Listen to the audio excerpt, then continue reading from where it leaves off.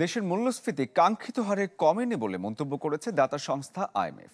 সংস্থাটির প্রতিনিধি দল বাংলাদেশ ব্যাংকের প্রতিনিধিদের সাথে বৈঠকে এমন মন্তব্য করেন।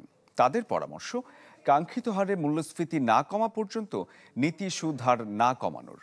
এছাড়া নির্বাচনকে কেন্দ্র করে হুন্ডি বন্ধে বাণিজ্যিক ব্যাংকগুলোকে প্রয়োজনীয় নির্দেশনা দেওয়া হয়েছে বলে জানিয়েছেন বাংলাদেশ ব্যাংকের মুখপাত্র আরিফ হোসেন খান।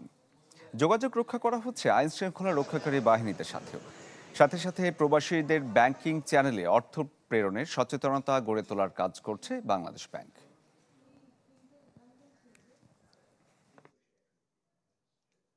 নির্বাচনকে কেন্দ্র করে এবং নির্বাচনের অব্যবহৃত পরপর তো আমাদের রমজান শুরু হবে।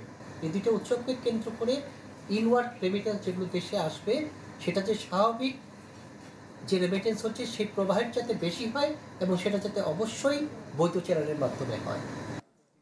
Furniture just smarter. JMG Furniture.